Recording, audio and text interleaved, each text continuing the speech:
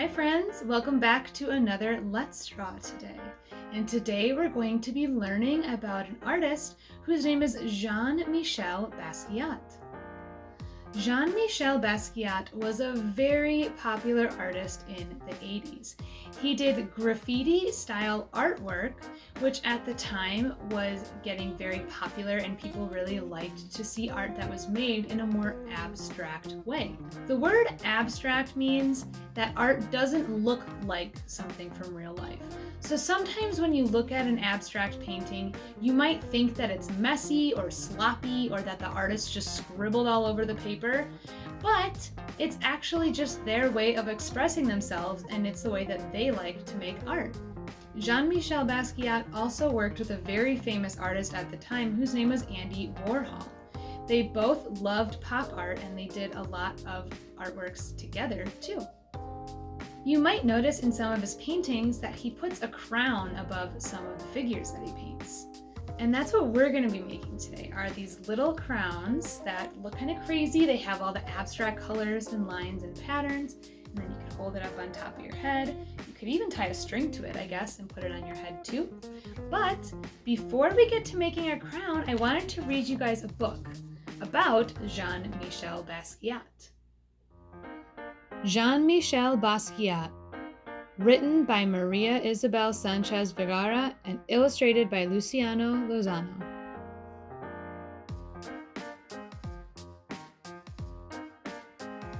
Jean-Michel was a talented boy from Brooklyn, whose mother was Puerto Rican and father was Haitian. He was only 4 when he started drawing, eager to show the world what a great artist he could be. For Jean-Michel, a perfect Saturday was going to Manhattan with his mother to visit its wonderful museums. Back home, he spent all afternoon drawing cartoons on scrap paper while listening to music with his father. One day, when he was 7, Jean-Michel was hit by a car while playing in the street. He had to rest in bed for weeks. To help pass the time, his mother gave him the most useful present he could have received, an anatomy book. Skulls, teeth, guts, skins, skeletons, the book was simply fascinating. Going through its pages, Jean-Michel realized how powerful and fragile the human body is. He decided to use all he had learned in his paintings. Things turned upside down when his mother got ill. Jean-Michel dropped out of school and ran away from home. Luckily, he found his place in City As School, an unconventional setting where he met other artists like him. Not long afterward, the city of New York woke up with messages spray-painted on buildings all over Manhattan. They were signed with the name that Jean-Michel and his friend Ad Diaz had made up, Samo. It was the beginning of the graffiti era, and Jean-Michel was at the center of it. In the blink of an eye, he went from selling t-shirts and homemade postcards to becoming the new star of the art scene.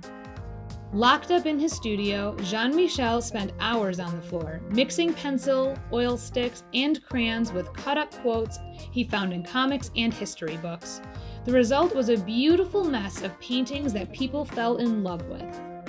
Jean-Michel believed that everyone deserves a place in art. Instead of painting kings and queens like many other artists, he turned his paintbrush to waiters, cooks, prisoners, and himself. If there was someone he wanted to meet, it was the famous Andy Warhol, one of his idols. After their first lunch, Jean-Michel went home and within 2 hours, he sent Andy a wet painting of the two of them. It was the beginning of a great friendship. Jean-Michel and Andy spent lots of time together, working, painting, and going to parties. They were the brand new painter and pop art legend, the craziest pair on the scene.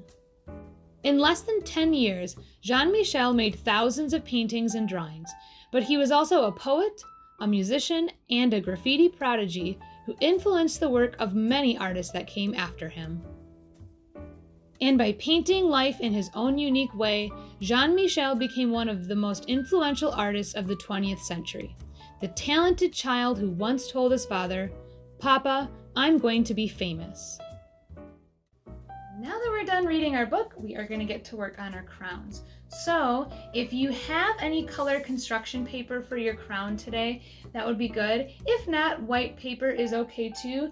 And just grab all the different colors you can. I used markers and crayons. There are two ways that you can cut out your crown. One way is you can literally take your paper, I chose yellow this time, and starting on the side, you're going to go down and make a letter V. And you want the top of it to be pretty much in the middle. And then you make another letter V. It goes all the way to the other side. And then you could cut that out. However, I think an easier way is to take your paper, make sure it's vertical like this, fold it in half.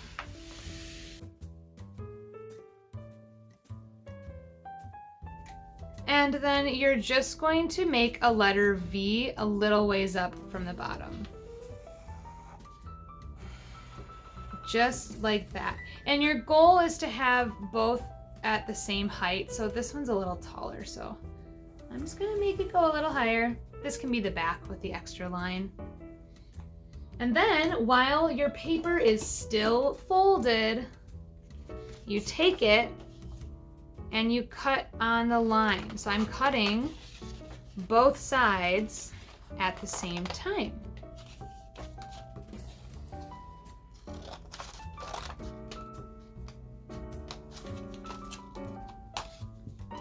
And then when you open it, you have the crown with the 3 points.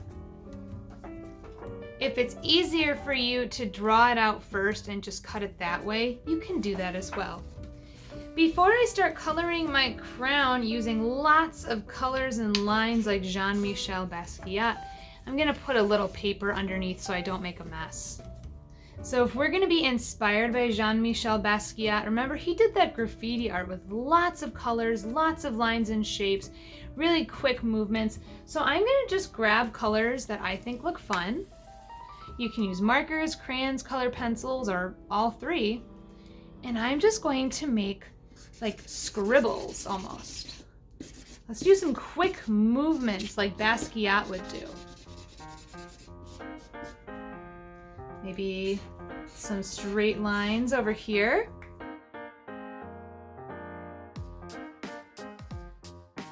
Remember that Basquiat did not make art that looked like real life. He did abstract art, and he didn't think that your art had to look like real life to be beautiful.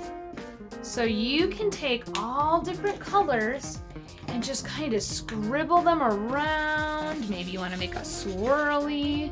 Maybe you want to make some zigzag lines. Just kind of don't think too much about it and have fun.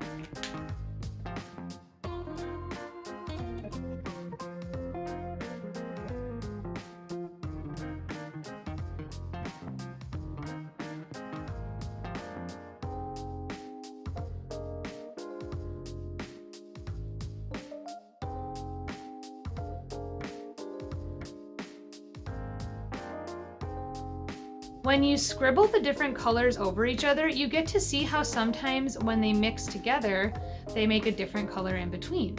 So it's kind of fun to experiment.